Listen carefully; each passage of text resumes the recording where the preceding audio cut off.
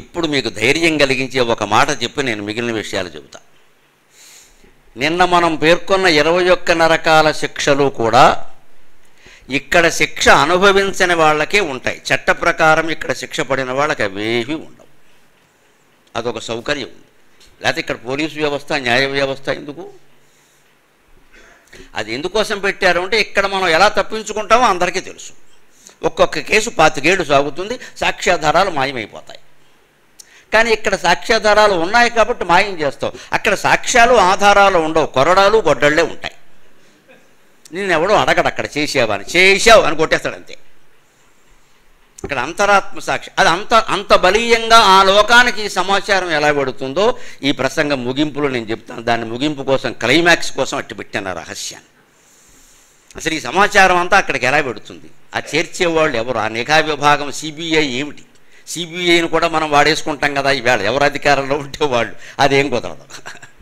Yamadharmaraju CBI కేవలం ధర్మం చేతుల్లో ఉండదు, యమధర్మరాజు చేతుల్లో కూడా ఉండదు.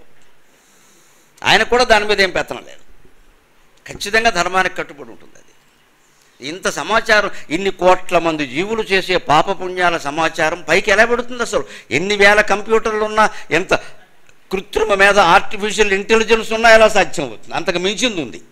అది మనకి ప్రత్యక్ష ఉదాహరణ. మీకేమి గమ్మత్తులు చెప్పాల్సిన వల్ల ప్రత్యక్ష ఉదాహరణ మీరు ఒప్పుకునే తీరతారు. ఖచ్చితంగా వెళ్ళిపోతుంది మొత్తం సమాచారం, తిరుగులేదు. కానీ మన నిజాయితీగా ఒప్పుకోవలసింది ఏమిటి అంటే, ప్రశాంతంగా ఉండాల్సింది.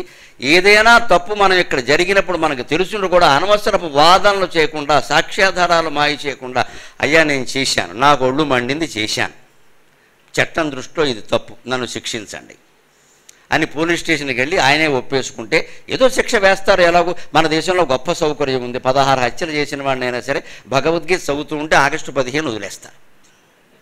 సత్ప్రవర్తన అని ఒకటి ఉంది ఇక్కడ, సత్ప్రవర్తనతో ఉంటే సరి, ఎందుకు వచ్చిన గొడవ అయిపోయింది. అంటే ఇక్కడ ఉంటే మళ్ళీ ఇంకా వెళ్ళాల్సిన పని లేదండి. ఇంకొక మాట, నిన్నటి వరకు పాపాలు, నరకాలు, శిక్షలు అయ్యాయి. ఇక మృతి చెందిన జీవి దగ్గర మనం ఎలా ప్రవర్తించాలి, అతనికి చేయాల్సిన కర్మకాండ ఏమిటి, ఎవరు చెయ్యాలి, ఎలా చెయ్యాలి, మహిళ ఎన్ని రోజులు పట్టాలి, దాంట్లో పాటించవలసిన ఆచార వ్యవహారాలు ఏమిటో ఇవాల్టి అధ్యాయాల్లో వస్తుంది. ముఖ్యమైనది ఏమిటంటే మనం గుర్తుపెట్టుకోవలసింది, రోగిణోంతికమాసాద్య శోచితవ్యం నబాంధవైః, రోగిణోంతికమాసాద్య శోచితవ్యం నబాంధవైః, స్మరణీయం పవిత్రం మే నామధేయం ముహుర్ముహుః. విష్ణుమూర్తి స్వయంగా చెప్పిన మాట ఇది. చాలామంది తెలియక అక్కడ కూర్చుని ఏడుస్తూ ఉంటారయ్యా పోయిన వాడి దగ్గర, ఎందుకో తెలియదు, వాడు రాడు కదా. రోగిణగా అంత్యకం ఆసాద్య బాంధవైః న శోచితవ్యం, రోగి దగ్గర కూర్చుని ఎవరూ ఏడవద్దు అన్నాడు. మనం 2 కారణాల వల్ల ఏడుస్తాం. ఒకటి, మమకారం వదిలిపెట్టలేకపోతున్నాం, అది నిజమే. రెండోది, ఎవరైనా ఏమైనా అనుకుంటారేమో ఏడవకపోతే, ఇదొకటి కూడా కొంత ఉంటుందండి. కనీసం ఆ రెండో దాన్నైనా తగ్గించుకోవాలి. ఎవడి కోసమో ఏడుస్తామా, ఇంతకాలం వీడి కోసం ఏడిచాం, ఇప్పుడు ఎవడి కోసం, ఎందుకు ఈ నటన, ఎందుకు ఈ అభినయం? మనకి దుఃఖం లేదు, ఏడవం అంతే. జ్ఞానం ఉన్నవాడికి దుఃఖం ఉండదండి. ఇంతకాలం ప్రేమించారు మనిషి, అతను వెళ్ళిపోతే ఏడవట్లేదు. అతను వెళ్ళిపోవడం కూడా జ్ఞానం కాబట్టి ఏడవట్లేదు. ఇక్కడ ఆ జ్ఞానం ఉంది ఆవిడకి, ఎందుకు ఏడవాలి, ఎందుకు ఏడవాలి? ఏడుస్తూ కూర్చుంటేనా గొప్ప? అంత ఏడుస్తున్నారంటే వెర్రి మమకారం, అజ్ఞానంలో ఉన్నారన్నమాట. రేపు ఏడిచేవాడు పోడా. అందుకని శాస్త్రం ఏం చెబుతుందో ఏడవద్దని చెబుతుంది. రోగిణో అంతికమాసాద్య శోచితవ్యం నబాంధవైః, ఏడవకండి, ఎందుకు ఏడుస్తారు ఊరికి? అంతకు బదులు ఓ పని చేయండి, ఏడవాలనిపిస్తే, స్మరణీయం పవిత్రం మే నామధేయం ముహుర్ముహుః. అక్కడ కూర్చొని నమ శివాయ నమ శివాయ నమ శివాయ నమో నారాయణాయ నమో నారాయణాయ నమో నారాయణాయ శ్రీమాత్రే నమః శ్రీమాత్రే నమః శ్రీమాత్రే నమః ఇటువంటి నామస్మరణ చేయండి. కేశవ నారాయణ మాధవ గోవింద విష్ణు మధుసూదన త్రివిక్రమ వామన, ఇలాంటి నామస్మరణ చేయండి. హరే రామ రామ రామ హరే హరే, హరే కృష్ణ కృష్ణ కృష్ణ హరే హరే, ఈ నామస్మరణ చేయండి. అది జ్ఞానం, అది ధైర్యం. 91 ఏళ్ల నా తల్లి నా ఒళ్ళో పోయిందమ్మా, నా ఒళ్ళో పోయింది ఆవిడ. 12వ సంవత్సరం మార్చి 6వ తేదీ సాయంత్రం 6:10 5:30కి స్నానం చేయించి కోడలు తీసుకొస్తూ ఉంటే ఏదో ఒరే నడవలేకపోతున్నారా అంది. వెంటనే ఈవిడేమో నా దగ్గరికి వచ్చి, నేను అక్కడ ఏదో కార్యక్రమం నుంచి మనకు వేరే పనే ఉంది ఇక్కడ, కార్యక్రమం నుంచి వచ్చి నేను పంచె మార్చుకుని లుంగి కట్టుకుందామా అనే ఛాసలో నేనున్నా. అప్పుడు ఇప్పుడు గది దగ్గరికి పరిగెత్తుకొచ్చి ఆవిడ నడవలేకపోతున్నారు అంటున్నారంటే నేను వెంటనే పరిగెత్తుకొచ్చి నువ్వు తప్పుకొని నేను తీసుకుని, అమ్మ నువ్వు నడవడం ఎందుకమ్మా, నేను ఉండగా నేను ఎత్తుకుని తీసుకెడతా నేను అని నేను ఇలా పట్టుకుని ఆ గదిలోకి తీసుకెళ్ళి ఆవిడ మంచం మీద నేను కూర్చుని నా ఒళ్ళో పడుకోబెట్టుకుంటే ఇలా అంది. వచ్చాడు, నాకేం తెలియదు, ఇలా అంది. నాకేదో అనిపించింది. వెంటనే దక్షిణామూర్తి స్తోత్రం, మనీషా పంచకం, కాళహస్తి శతకం 45 నిమిషాల పాటు ఏకధాటిగా చదువుతూనే ఉన్నాను. 20 అపార్ట్మెంట్లు అదిరిపోయేలాగా. నా తల్లి చివరి క్షణాలు నన్ను కంది, నాతో పాటు 9 మందిని కంది. నేను 9వ వాడిని కూడా పద్మశ్రీ స్థాయికి చేర్చింది నా తల్లి. అటువంటి తల్లి వెళ్ళిపోతుంటే నేను ఏడుస్తూ కూర్చోనా? ఆవిడ వెళ్ళిపోవాలి, సద్గతులు కలగాలి, బ్రహ్మలోకంలో ఉండాలి, ఇంకో లోకంలో ఉండడానికి వీల్లేదు. ఆవిడ లేకపోతే నా పాండిత్యం ఎందుకు ఇక్కడ? ఆవిడ పంపాలి మనం అంటే ఇదే చెయ్యాలి. ఇక్కడ నేను చదువుకున్న జ్ఞానం నాకు అంతే చెప్పింది, ఏడుస్తూ కూర్చోమని చెప్పాలా. అక్కడికి మానవ ప్రయత్నం, కోడల్ని కిందికి డాక్టర్ని పిలవమని చెప్పాను. డాక్టర్ని పిలువు. ఆవిడ వెళ్ళొచ్చి డాక్టర్ని తీసుకొచ్చేసరికి అంతా అయిపోయింది. దాన్ని ఒట్టి ఈసీజీ తీసి అయిపోయింది అన్నాడు.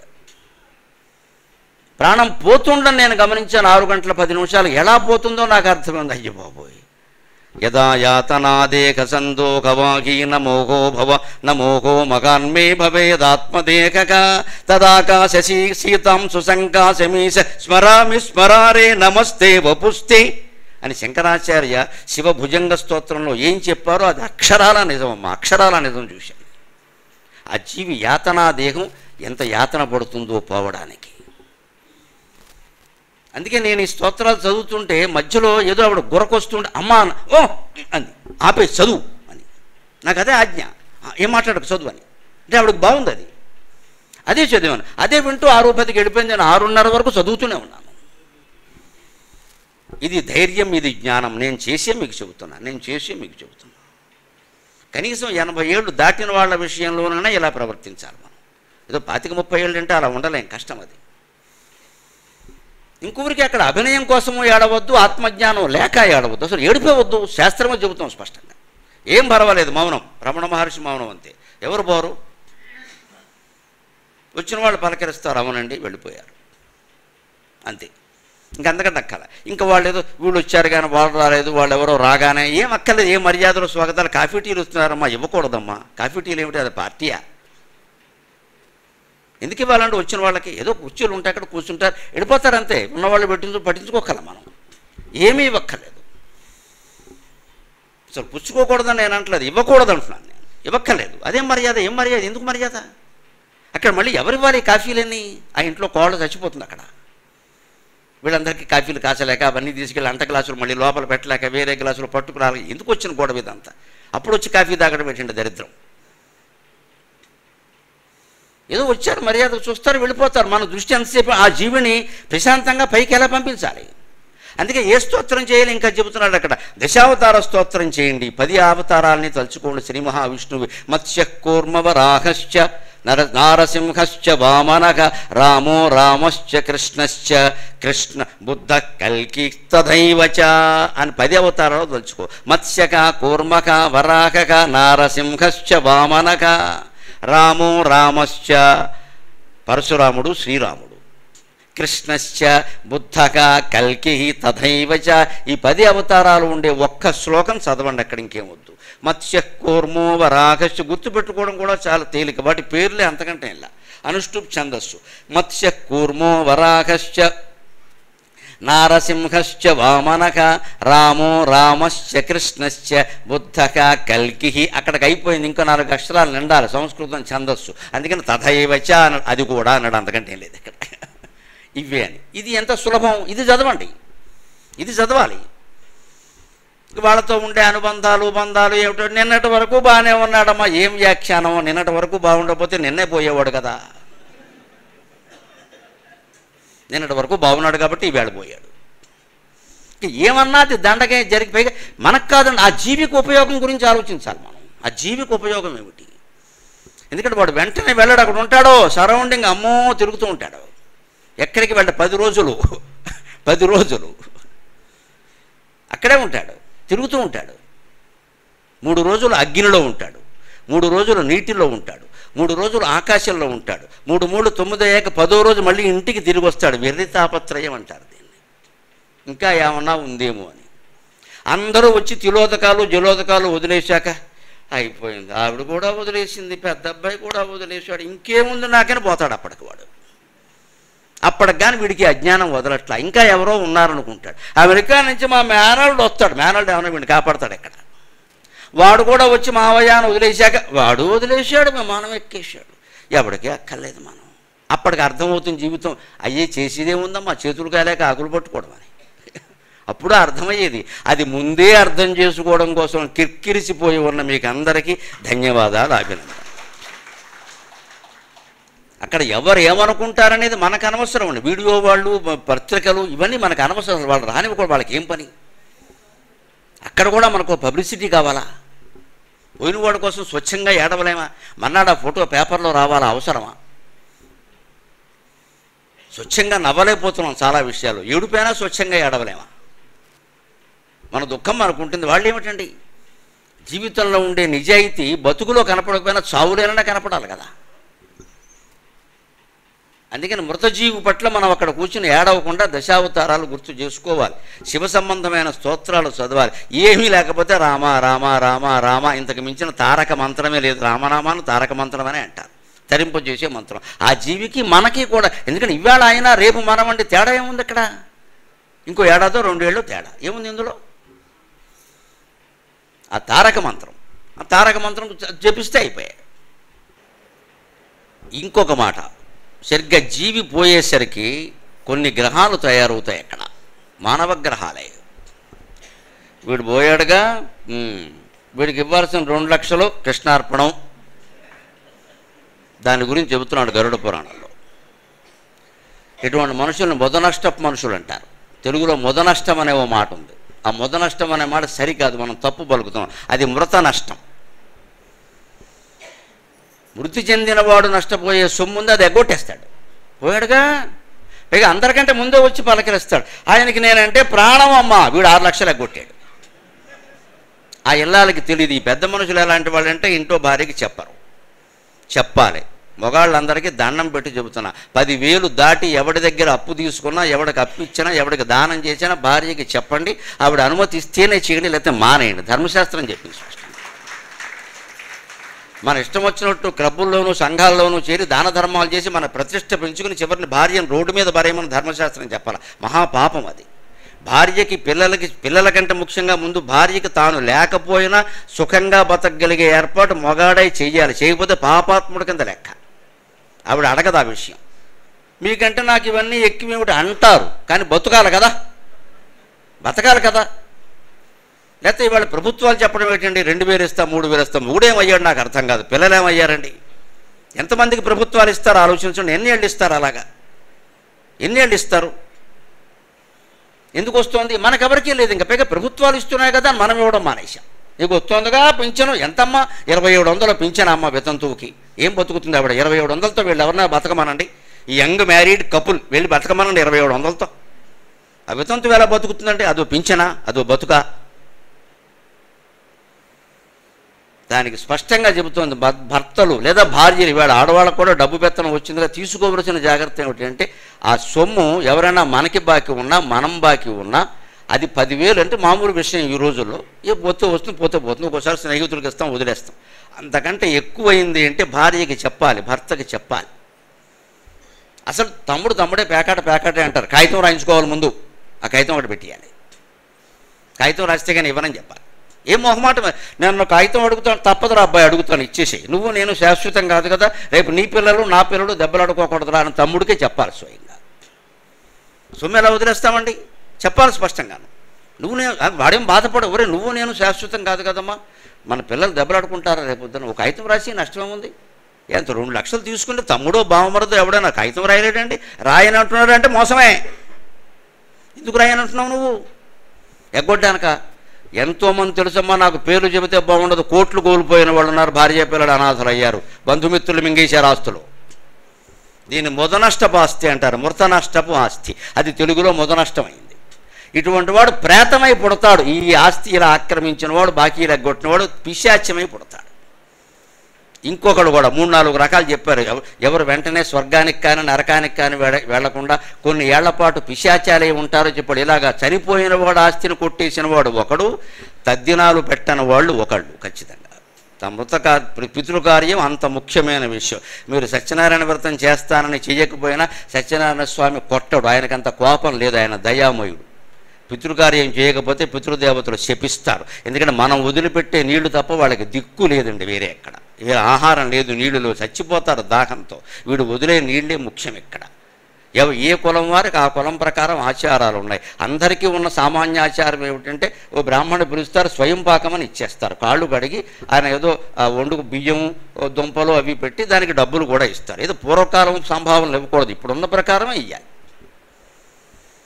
వాడు బాగులేరు సరైన వాడు, ఇవి మనం చేయాల్సిన వ్యాఖ్యానాలు కావు. వాడి పాపం వాడు అనుభవిస్తాడు, నీ పని నువ్వు చేసి.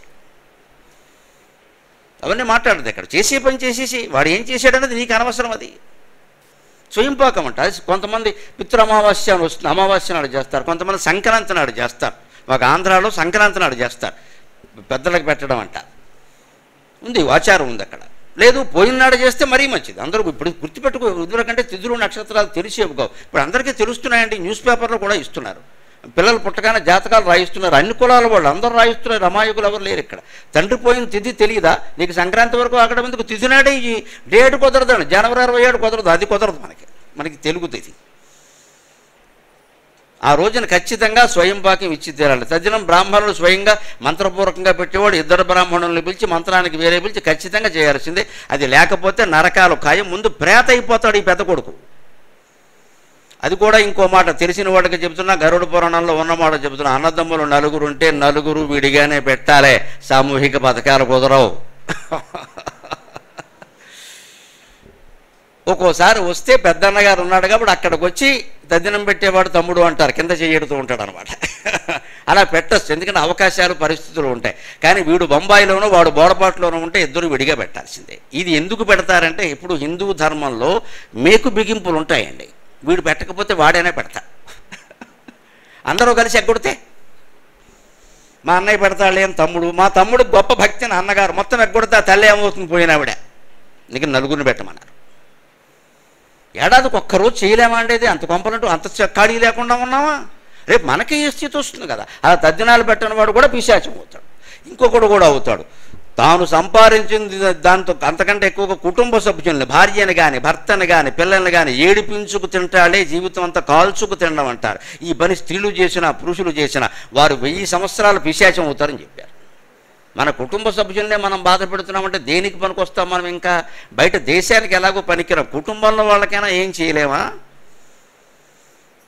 వాళ్ళెందుకు బాధ పెట్టాల్సి వస్తుంది? కాల్చుకు తింటాడు ఒక్కో మొగుడమ్మ. వీడు సంపాదించడు, ఆవిడ సంపాదించేది పట్టుకుపోతాడు ఇక్కడి నుంచి.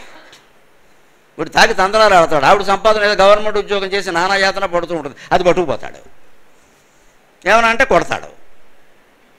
రకరకాలు ఉన్నాయి ఈ సామాజిక పరిస్థితులను దృష్టిలో పెట్టుకుని శిక్షలు చెప్పారు. పిశాచం అవ్వడం ఏమి అబద్ధం కాదు. అశ్వత్థామ భారత యుద్ధం తర్వాత 3000 ఏళ్ళు పిశాచమై తిరిగాడమ్మా, శ్రీకృష్ణ భగవానుని శాపం. ఎందుకంటే ఉత్తర గర్భాన్ని అస్త్రంతో పోగొట్టిన పాపానికి, పాండవులను అందరినీ అర్ధరాత్రి చంపినటువంటి ఉప పాండవులను చంపిన పాపానికి శ్రీకృష్ణుడు శపించాడు. 3000 ఏళ్ళు పిశాచమై ఉంటావు పో, నువ్వు బ్రాహ్మణ జన్మెత్తో బ్రాహ్మణ కులానికి అవమానం నువ్వు అన్నాడు. ఎంత తపస్సు! నువ్వు తపస్సు చేస్తే ఎవరికి కావాలి? నువ్వు చేసిన పని ఏమిటి? పసిపిల్లాన్ని చంపుతావా? తల్లి కడుపు మీద బాణం వేస్తావా? మొత్తం భారత భాగవతాల్లో ఎక్కడ మీరు గమనించినా శ్రీకృష్ణుడు శాపానికి గురైన సందర్భాలు ఉన్నాయి, కానీ తాను శపించిన సందర్భం లేదండి. అంత సహనం కృష్ణ పరమాత్మకి. ఆయన శపించిన వాళ్ళు ఉన్నారు, గాంధారి సహా అందరూ. అవన్నీ కొంకుబట్టి భరించాడు మహానుభావుడు పాపం. తాను శపించింది మాత్రం ఒక్కటి, ఎందుకంటే దిక్కు లేని వారికి దేవుడే దిక్కు. ఆ కడుపులో పిల్లాడు పరీక్షిత్తు ప్రార్థిస్తే రక్షించాడు కృష్ణ పరమాత్మ. మంటెత్తిపోయింది ఆయనకి, ఆ కోపం ఆపుకోలేక 3000 ఏళ్ళు పిశాచం అవుతావే ధావా అన్నాడు. అశ్వత్థామ గురించి ఇప్పటికి చెబుతారు. ఆ 3000 ఏళ్ళు అయిపోయి కూడా 2000 ఏళ్ళు అవుతుంది. కాబట్టి ఇక్కడ హిమాలయాల్లో అశ్వత్థామ ఉన్నాడు. ఈయన ఇప్పటికీ హిందువులు పురాణాలు నమ్మేవాళ్ళు నమ్ముతారు, ఉండవచ్చు. నేనైతే నమ్ముతున్నా, అందులో అభ్యంతరం ఏం లేదు. భారత భాగవతాలను ప్రత్యక్షరం నమ్ముతాను నేను, అందులో సందేహమే. తిరుగుతారండి ఎవడైనా. ఇప్పుడు దీనికి ఈ పిశాచమయ్యే జన్మ తప్పాలి, ఇంకా ఇతరత్రా చిన్న చిన్న దోషాలు పోవాలి అంటే మన సంప్రదాయంలో ఒకటి పెట్టారు, అచ్చోసి ఆంబోతును వదిలిపెట్టమన్నారు. పితృకార్యం అప్పుడు ఖచ్చితంగా జరగాలి. ఒక ఆంబోతును అచ్చు పోసి వదిలిపెట్టాలి. అందుకే ఎవడైనా ఖాళీగా తిరుగుతుంటే అచ్చోసిన ఆంబోతులో తిరుగుతున్నాడంట. సామెతలు పరిశీలిస్తే అర్థమవుతుంది. అచ్చు పోసి వదిలిపెట్టడం అంటే ఏం చేస్తారు, ఆ ఆంబోతు మీద ఇనపదాంతో కాల్చి అచ్చు వేస్తారు. మనకి అది బాధే, కానీ దానికి కొంచెం బాధ. దాని మీద వీరి పేరు ఉంటుంది, వీరి ఇంటి పేరు, వీరి పేరు. దాని ఉద్దేశం ఏంటంటే ఆంబోతు ఏ చేలో ప్రవేశిస్తుందో, ఎవడి గడ్డి తినేస్తుందో ఎవరూ చెప్పలేరు. దానికి సుప్రీంకోర్టు చట్టాలు వర్తించవు, దాని ఇష్టం వచ్చినట్టు పోతుంది. కానీ అలా పోయిన దానివల్ల ఏ రైతుకి నష్టం కలిగిందో ఆ రైతు నష్టం అంతా ఈ ముద్ర వేసిన వాడు ఇస్తాడు. అచ్చోసిన ఆంబోతును వదిలిపెట్టడం అంటే అది. ఇది గొప్ప దానం. ఎందుకో తెలుసా, ఆంబోతు ఆకలి అటువంటిది. అది అంత ఆకలితో అంత గడ్డి తింటే తప్ప అది సంతానాన్ని కలిగించలేదు. అది సంతానాన్ని కలిగించకపోతే మన గోసంతతి పెరగదు. గోసంతతి పెరగాలంటే ఆంబోతుకి బాగా తినాలి, దానికి ఆ పిచ్చి కోరిక ఉండాలి. ఆవు ఎదకొచ్చినప్పుడు ఆంబోతు రావాలి. భగవంతుడు ఆంబోతుకి ఎంత శక్తి ఇచ్చాడు అంటే 3 కిలోమీటర్ల దూరంలో ఆవు ఎక్కడ ఎదకొచ్చినా దానికి వాసన సోకుతుంది, సముద్రం దూకేసి వచ్చేస్తుంది. అది దాన్ని ఎవడు పట్టుకోలేడు. గిత్తదూడు అంటారు. సముద్రం దాటి వచ్చేస్తుంది. 3 కిలోమీటర్ల దూరంలో ఆవు ఎదకొచ్చింది అంటే దానికి వాసన గమనిస్తుంది, పరిగెత్తుకుంటూ వచ్చేస్తుంది, దాటేస్తుంది. దాటడమే అంటారు. ఇంక అంతకంటే వివరిస్తే బాగుంటుంది. రైతులు అభ్యంతరం చెప్పరు, దాటనే అంటారు. అలాగే గోసంతతి పెరుగుతుంది. ఇవాళ గోపూజలు చేస్తున్నాం, గోసేవలు చేస్తున్నాం, వృషభాలను ఏం చేస్తున్నామో గమనించండి. పెళ్ళైనప్పుడు కానీ, పితృకార్యంలో కానీ, ఒడుగు చేసినప్పుడు కానీ ఎద్దుని వదిలిపెట్టడం వృషోత్సర్జనం, అచ్చోసిన ఆంబోతుని వదిలిపెట్టడం గోపూజ కంటే గొప్ప పుణ్యంగా పురాణాల్లో చెప్పారు. గోసంతతిని కాపాడాలంటే అది చెయ్యాలి. దాన్ని వృషోత్సర్జనం. వృష ఉత్సర్జనం. వృష అంటే ఎద్దు, ఆవు కాదు. ఉత్సర్జనం అంటే విడిచిపెట్టడం. అది ఎంత పుణ్యం అని ఎందుకు చెప్పారు అంటే, నువ్వు అలా దాన్ని విడిచిపెట్టకపోతే అది గడ్డి తినదు, తినకపోతే దానిలో ఓ కోరిక కలగదు, కలగకపోతే ఆవుకు సంతానం కలగదు. ఈ ఆవుతో సరి. నువ్వు ఎన్ని గోవులను పూజిస్తే ఉపయోగం ఏంటి? ఇక్కడ సంతతి పెరగాలి కదా. పెరగాలంటే ఈ ప్రక్రియ నడవాలి. అంతేకాదు, ఇంకో మాట చెబుతున్నా, లోకంలో అన్యాయం జరుగుతుంది. ఆవులకు ఆ కోరిక తీరకుండా ఆంబోతులు దొరకడం లేదని సంతానం కోసం ఇంజక్షన్లు చేస్తున్నారమ్మా. ఇంతకంటే పాపం లేదు. దంపతులు విడిపోతారు ఆ పని చేస్తే. వాళ్ళ ఇంట్లో దంపతులు విడిపోతారు. అంత శాపం అది. ఎందుకంటే మన కోరికలు మనకి ఎంత ముఖ్యమో జంతువులకి అంతే ముఖ్యం కదండి. అసలు కామవాంఛని జంతువాంఛ అంటారు. నీ కామవాంఛలన్నీ నువ్వు ధర్మ వ్యతిరేకంగా కూడా తీర్చుకుంటావా అడ్డగోలుగా? జంతువులకు మాత్రం ఆ కోరికలు తీరకుండా ఇంజక్షన్లు చేసి సంతానం కలిగిస్తావా? ఇది ఎక్కడ ధర్మం అండి? దాని కోరిక తీరద్దా? ఆవుకేం కోరికుండదా? ఆ ఆంబోతుకేం కోరికుండదా? మన కోరికలైనా తీరాల్సింది. మన లైంగిక వాంఛలు తీర్చుకోవడానికి మనం ధర్మం గురించి ఏమైనా ఆలోచిస్తున్నామా? అసలు అడ్డగోలుగా ప్రవర్తిస్తున్నామే. మనిషి ఎంత స్వేచ్ఛని మింగేస్తున్నాడు, ఇతర జంతువుల స్వేచ్ఛని. ఇవాళ ఆ జంతువులు, ఆ చెట్లు, ఆ పర్యావరణం మొత్తం మనం శపిస్తోందమ్మా. అందుకే అకాల వర్షాలు కురుస్తున్నాయి గమనించండి. ప్రకృతి శపిస్తోంది మనిషిని. జంతువులను ఏడిపించుకు తింటున్నాం, మనుషులను ఏడిపించుకు తింటున్నాం, పసిపిల్లల్ని ఏడిపించుకు తింటున్నాం. ఇక సూక్ష్మజీవుల్ని ఎన్నింటిని చంపుతున్నామో తెలియదు. అవన్నిటి ఉసురు మనకి తగులుతోంది. ఈ జీవహింస మానకపోతే బ్రహ్మాండంగా వర్తిస్తుంది గరుడ పురాణం. ఇది హింస మానేయాలి. ప్రతి జీవి పెరగాలి. వాటి కోసమే మనకు ఆచారాలు పెట్టారు. ఇక్కడ పెళ్ళి అయితే ఖచ్చితంగా అచ్చు ఆంబోతును వదిలిపెట్టాలి, గోదానం చెయ్యాలి. గృహప్రవేశం అయితే గోదానం చేయాలి, పితృకార్యం అయితే గోదానం చేయాలి, పెళ్ళి అయినా గోదానం చేయాలి. శుభాశుభాలన్నింటికీ. ఇంకో మాట, ఒక్కొక్క మనిషి ఎక్కడికో వెళ్ళిపోతాడు, దొరకడు. 10 ఏళ్ళు అయింది, 12 ఏళ్ళు అయింది. కర్మకాండ చెయ్యాలా వద్దా? ఒకవేళ పోయి ఉంటే చాలా ఇబ్బంది పడతాడు పైన చేయకపోతే. పోకుండా ఉండుంటే అయ్యో ఉన్నవాడికి చేసాం అనిపిస్తుంది మనకి, అంతే కదా. వాడు ఎప్పుడో 4 ఏళ్ల తర్వాత తిరిగి వస్తే నాకు అప్పుడే తద్దినం పెట్టేశారా అంటాడు. కానీ నిజమే, నువ్వు 10 ఏళ్ళు రాలేదు, ఏం చేయమంటావు?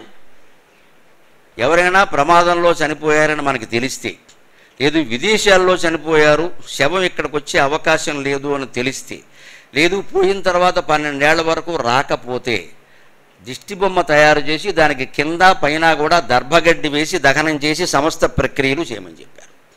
అది శాస్త్రం. తర్వాత వాడు వస్తే వాడి కర్మ, మనకు అనవసరం. కానీ మనం చేయాలి. పోయిన వాడు రావడానికి 12 ఏళ్ళు. కానీ మనకి ప్రమాద వార్త తెలిసిందనుకోండి, విదేశాల్లో ఖచ్చితంగా పోయారు, కానీ బాడీ శరీరం వచ్చే అవకాశం ఒక్కోసారి ఉండదు. అక్కడ అవయవాలు దొరకవు, రకరకాల ప్రమాదాలు. కానీ బంధువులు మానక్కల్లా, పెద్ద కొడుకు కోడలు దగ్గరుండి అక్కడ దిష్టి బొమ్మ అతని ఆకారంలో బొమ్మ తయారు చేసి దాని కింద పైన కూడా దర్భగడ్డి పరకల దర్భ అంటేనే పవిత్రం, దానివల్ల అందరూ పవిత్రమవుతారు, అన్నీ పవిత్రమవుతాయి, అన్ని బ్యాక్టీరియాలకి పెద్ద విరుగుడు దర్భ. అందుకే మనకి ఎప్పటికీ సూర్యగ్రహణం చంద్రగ్రహణం వచ్చిన సందర్భాల్లో ఊరగాయ జాడీల మీద నిలవ పచ్చళ్ళ మీద దర్భగడ్డి వేస్తారు. అది పరమశాస్త్రీయమైన విషయం, అందులో ఆక్షేపించాల్సింది ఏమీ లేదు, అది శాస్త్రీయం. దర్భ అంత పవిత్రం. లేకపోతే ఆ కిరణాలు సోకాయంటే ఊరగాయలకి రకరకాల వ్యాధులు వస్తాయి, దర్భగడ్డ వేస్తే అది రాదు. దర్భకు ఆ శక్తి ఉంది. పూర్వం వాళ్ళే పరిశోధనలు చేశారు. సృష్టిలో మొత్తం అన్ని రకాల గడ్డి జాతుల్లో మొట్టమొదట పుట్టింది దర్భ. దాని గురించి వేదంలోనే ఉంది అక్కడ. అలా చేయొచ్చు. ఇంకొకటి, కర్మకాండ స్త్రీలు చేయవచ్చా? ఇది పెద్ద సందేహం. గరుడ పురాణంలో చాలా స్పష్టంగా చెప్పాడు. స్త్రీవాథ పురుష కశ్చిత్ దిష్టస్య కురుతే క్రియాం. స్త్రీవాథ పురుష కశ్చిత్ దిష్టస్య కురుతే క్రియాం. అశ్వమే అనాథ ప్రేత సంస్కారాత్ కోటి యజ్ఞ ఫలం లభేత్. స్త్రీలు కూడా చేయొచ్చు కర్మకాండ, ఏమీ శాస్త్రం అభ్యంతరం చెప్పాల. ఎప్పుడు అక్కడ మొగాడు లేనప్పుడు. పెద్ద కొడుకు సిద్ధంగా ఉంటే స్త్రీలు దేనికి? ఎందుకంటే యజ్ఞోపవీతం ఉండాలి కర్మ చేయడానికి.